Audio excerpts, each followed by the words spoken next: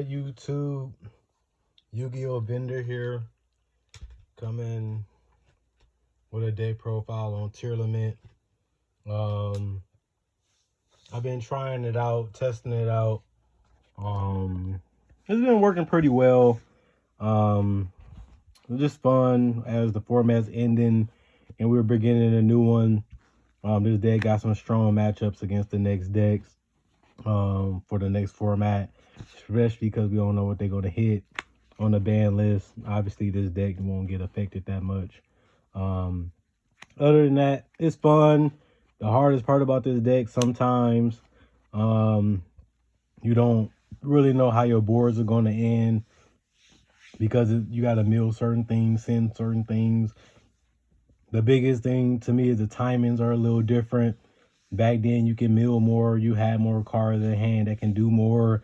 Now you got to send at the right time, shuffle at the right time, set the right stuff up, search the right stuff at the right time, or send it so you can get it whenever you need it. So it's just a lot more strategy to get, your big plays and your big monsters out. And you rely on a lot of other cards more than you used to, and it lost a lot of consistency and power because of that. But with the right setup, the right patience, and the right timing, you can still do some powerful combos and build some powerful boards that can beat any deck still to this day, including Cashier, Super Heavy Samurai, Pearly, obviously Mana Dome, Scareclaw. I done beat all of them by testing it, but still working on it. It's not finished, and I'm still working on the side deck as we're going into another format. And I'm still actually, like I said, waiting for the ban list because that will change what decks are good and what decks will be played the most. And obviously you have to prepare for that. But I'm just going to show the extra and main deck today. One Collider Heart. This card is good, especially next format. The ability to shuffle back a card, and if it's sent to the graveyard and summoned again, you just dump a card that can help you extend your board, make your board stronger, and then you can shuffle a card, and it triggers Pellerino, which allow you to, out 2 cards at once, and it can be 35. So this card is very powerful going in to next format, especially with Scream and Sulliek already on the field. It just makes it harder to get over this card, and it makes it easier to win. Same with Root Kalos. This card is strong. Being able to negate, the spell cards in Mana Dome or E-Telly or a summon in general, and then having the ability to have a Sulliek or something on field, or even a Pellerino too, to have the ability to control the field better and making it harder to out this card. Because Scream, knock the attacks down, Sulliek allow you to negate cards that can become problematic, and then you can always use this effect to out something that is problematic before it even hits the field. And then obviously Sulliek, allow you to negate and send it to the grave, and then it can just summon itself back anyway. So that's powerful. Grapha became more important than ever because it's very strong if you have Pellerino on the field, because his attack is strong, and then it just allows you to control the game better because of that. And especially if you have Sulliek in a tier limit, you can negate monster effects, and then if they use a power spell or power monster effect, then you can just use your Grapha. Dangerous is good because it's a level 6, and then you can put it with Diviner sometimes, and then you can go into a Beatrice. Also, you can send Malicious if you shuffle it back or you draw too many, or use Merly or something to fuse from hand by putting Malicious back into the deck. You can always dump it, banish the other one, and then summon it and use this in Malicious to make a Beatrice too. And it's a dark, so it comes with a Mud Dragon. Dragon Stupaley is still good. It's 3,200 with Pellerino. It's good against Cashier too, because it makes them level 1 so they can't Seed Summon, and then negates the effects, and then most of them can't attack over this anyway. And on top of that, is once per turn, plus you still have Tearlaments Sulliek that allow you to negate monster effects too. Plus you have his effect, which make the tier matchup decent, especially Mana Dome and Super Heavy Samurai, even Gold Pride and Punk, even Pearly. This card is very strong against them. Winda is good if you set it up first turn or when your opponent don't expect it. it can just end the game. It still has that ability, just like a bearer statue, basically, just stronger. And then Pellerino makes it on 27. Mud Dragon, not going to summon it as much as you used to, but I do side that Super Poly is good against Manadon when they go Baron and Appaloosa, and they use a lot of their resources, and then you Super Poly both of them and summon it. But it always been a decent card. I'm thinking about playing Garua too, but I don't side Super Poly in as much as back then. But, you know, certain matchups, you know, Garua can come up too. Just the out cards. Baron the floor is good. It's easier and more summonable now. And you want to go into more for the protection against evenly, the protection against certain power spells, and its ability to pop back row floodgates, field spells, and just to run over monsters too, and ability to go back into your fusions, and put it back in the extra deck, and then you can just resummon it and then have your fusion back on the field too. So it is even more versatile in this deck. Zeus is good. You're not summoning it really that much because most time you go into a seed, you're using it, you know, to gain advantage, to fusion summon or to get cards in the grave, which means it may not have that many materials unless you go into it a little earlier. But it's always good to have that option to be able to wipe the whole board. And like I said, anytime you play a Zeds and you have the ability to summon the Zeus, which, you know, that's the option of why you play it, it's good to always have it in there just in case. And I won duels just going into Zeus out of nowhere and just wiping a board clean and just winning the game the next turn. Beatrice, I think this card is very strong in this deck. There's a lot of ways you can summon it with Malicious, with Diviner, with Dangerous, and stuff like that. And then being able to send a Murley, a Havness, a Killbeck, a Guido, and cards like that on your turn and on a turn. This allow you to make powerful boards. That's the only reason why I play the Destiny Hero build. I feel like it adds more bricks, but it also have a higher ceiling just because it gives you more explosion and it gives you more upside to build good boards. Time Thief for Doer, still good. You know, putting the Sharon and the Rhino Heart underneath it and just dumping them to the grave on the next turn or whenever you need it, just to have that extra meal or that extra summon or that extra shuffle to get a Pablo Pellerino to summon a decent fusion to control the board. And you can always go into Zeus because it attaches every turn, and then it always have multiple materials under it, making it easy to be strong, even with Pellerino putting it on 29. And then on top of that, you know, having the ability to banish a card too if you know, attach the right card. And then Babushka is strong, especially against Kashtira and other decks.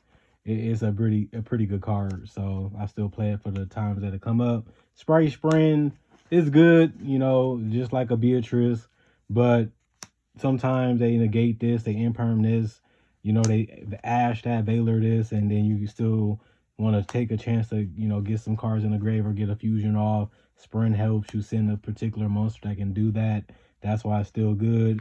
I play the IP just for the underworld. You know, Avermax and stuff like that are tough to out. The tower like monsters, and, you know, underworld is a good way to do that. And being on 3000 is pretty strong, and you have a ability to summon a bunch of cards in one turn on the field, which means sometimes you don't even need to use IP to go into it. 3 Tearlaments Kashtira. This, I don't use this as much, but it is good just for the mills. Being able to mill 3 on summon, being able to mill an extra 2 if it's milled from deck. Being a 23/8 monster with Pellerino is strong.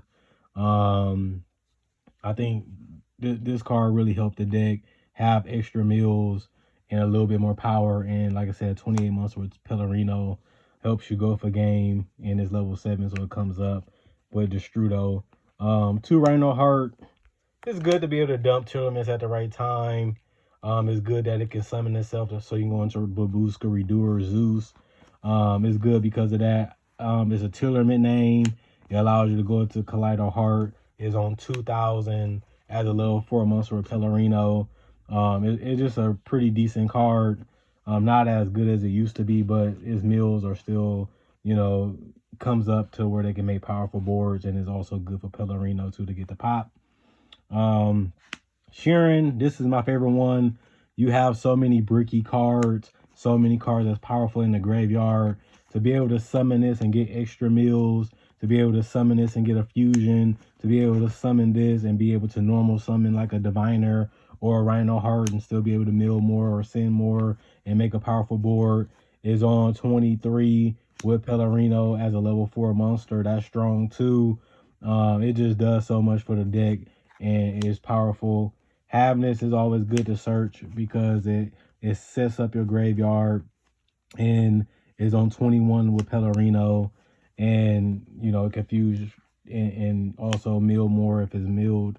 Merly, this is another powerful one. Just be able to send cards on the top of the deck when it's normal summon, and it allow you to fusion in hand, and then the cards that are in the graveyard, and it allows you to make powerful monsters, and it can pop with Pellerino. Probably my least favorite one, but it's still powerful. And I'm also looking for a super. 3 diviner. This card is strong. I don't like it as much, but you kind of have to play it. It brings so much power with a Beatrice, sending a Guido, sending kill back. Obviously, being able to go in a Baron, all those plays are, you know, strong because of Diviner. And like I say, you can always share and dump, normal summon Diviner, and if it goes through, you mill more, can summon the fusion, can pop with Pellerino, and on top of that, you can go into a Baron. This makes the deck have powerful plays, especially if it goes through. 3 King of the Swamp. It's good to go into Kaleido. It's good for Grappa, good for Winda. It's good for Rukalos. Sometimes you can even summon DPE if you play that version. This card is very powerful. And you can search Poly and just go into a generic fusion. 2 Malicious is at 2. I don't play Denier. I just feel like it's another brick. Sometimes Malicious could be a very strong brick, but if you have the right hand and the right setup, you can reverse the brick of it, and then it can turn out to be a power play for you in the future because the ability to shuffle back with Kildo and Medora, and you also have the ability to send it on Beatrice, Sprite Sprint, Foolish Burial, and cards like that. It can come up to where it can be good, even if it has upside of being a dead draw too. Is the risk you got to kind of play. 1 Destrudo. This card is strong. Being able to go in the Baron, being able to accede with it, being able to link with it as an extra body. I know it costs half your life points, but the cards you summon are so strong because of it. It becomes worth it, and it is dark. 1 Squamata and 1 Beast. Just for the window, they draw cards, they out cards. Just makes sense to play these. 1 Killback. This is my favorite one because a lot of time it can be a one side 5 mil, and that can just make your plays powerful. And you can always shuffle it back with Medora and Kildo. Agido, it's a 2-side mill. Also, Killback can out cards by summoning itself and bouncing a seed or a link or a synchro or something. And some people forget that, and they ended up losing the duel because they forgot that when it's summoned, then it bounces the card, and it's like a non-destruction removal. Agido is strong too. Level 4 can allow you to go on Babuska, Time Thief for Doer, and the mill is just powerful. People think about cutting these. I wouldn't. The shuffle helps Pellerino pop, and on top of that, it allow you to put your Tearlaments back in the grave, so that way you can resummon, and it allow you to put your extra deck cards back in the extra deck, so that way you can summon them again just in case they get negated or just because they get, you know, outed. You can just always put them back so you can resummon them if the duel become a grind. 3 Pellerino is powerful, being able to search a Tearlament every time it's activated, and if you destroy it or activate another one, you can always shuffle it back with a Kildor or Medora, and then you have a chance of activating it again. Scream is better now. Nobody really cared about it much back then. It's better now getting the extra mills if it's sent to the grave or even if it's on the field. And then decrease your opponent by 500. Make it easier for you to grind. Grief, nobody cared about this card as much. It's stronger now just because you have to see your tears. Um, and this card just allow you to do it, and it's searchable too with Trivial Karma and stuff like that, which wasn't out back then, but it is now. And this card just allow you to get your plays off and get cards in the graveyard. Grief is strong too, just because Heartbeat is strong because it gets rid of back row. Some decks like Labyrinth and Trap Trick set cards directly from the deck, and you already know what they are, so you can just hit them. And on top of that, it gets cards in the grave, and it has a good graveyard effect when it's milled. Two Foolish Burial Goods. Sometimes I want to play one, sometimes I want to play two, but like sending like a Sulic or a Scream to the grave, or even a Trivial Karma, is just strong just because you can search a card that can get you another card that can get cards in the grave or get you a fusion summon, and then you able to play. Terraforming can get you Pellerino. That's why you play it. Foolish Burial is good. Can send your Tears, can send Malicious, can send your Killbeck and your Guidos and your Maduras to the grave and allow you to continue to play, the duel or get your meals off. Polymerization, you kind of have to play it. And if you do draw it, it's pretty good. And you can always search it by discarding King of the Swamp. And then that gets King of the Swamp out of your hand. Can make a power play with the polymerization. And you can always shuffle the King of the Swamps back into the deck. And then you can fusion summon something. Sulic is at 3. Some people play 1. Some people play 2. I think you need 3. The monster negation is just too strong now, allowing you to control the board with your Tearlaments, allowing you to send them to the grave to get fusion summons, the shuffle back to pot with Pellerino. And on top of that, it's strong with your Kaleido and your Rukalos, because if they send to the grave, they just come back, and then you have the ability to always control how strong your opponent monsters can be.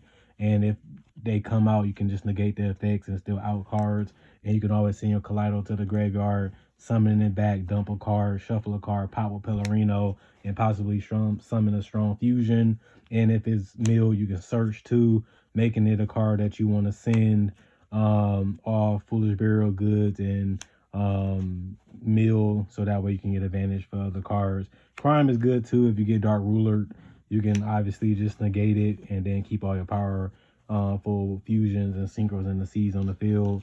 And then Trivial Karma, normally you wouldn't play it, but now having a card in your grave that you can banish and search a card that can help you either gain advantage, keep advantage, or allow you, if it get negated or sent to the graveyard, banish this, and then you can continue to play, and your opponent sometimes won't see it coming. It's a grindy card. You can use it early, you can use it late, and it can allow you to continue to play and get out of sticky situations, or even come back and win the duel. Other than that, it's fun. It's pretty good. It's a little inconsistent. It's a little clunky. Sometimes, some hands are unplayable if your opponent has the right out. But once you get one thing going, once you get another thing going, and then the deck start going and flowing, and you get your continuous spell set up and your continuous trap set up, the grind becomes better, the control becomes better, and the power of the deck just continues to rise to the point where it flows so much that it's hard to lose. Sometimes if you draw the right hand, you just win, just because the fusions and the C's are just so powerful that you just win sometimes, just if your opponent don't have the right card. You set up a window, you set up a Root Kalos with some back row or some continuous cards or Pellerino. The advantage is so strong that your opponent sometimes just lose because of it. That's the reason why the deck been top 32 and still, it's not the most consistent deck. But once it's going, once it's flowing, and if your opponent don't have interruptions, sometimes you can just win just off power. And that's why the deck is still good. It still has the ability to search and the ability to get the certain cards to your hand when you need them, but you got to dump some at the right time, mill at the right time, and just be smart when you're summoning and trying to stay ahead of your opponent. Other than that, this Tearlament in post, tier format, still strong, still fun, still competitive. I went more tier based just because they help search other cards that can get you other cards. You can banish him off Tearlament Caster to summon it to get more mills off him. And on top of that, you know, having their names in Trivial Karma allow you to get them whenever you want to because of that, making the deck, you know, have a little bit more grind game because you have more tier cards in there and, you know, ends up balancing out the consistency a little bit more because they get you the card that you need a little bit to have more chances of having something powerful on the field. Other than that, have a good day. I'll be back with more deck profiles and more content later on this year.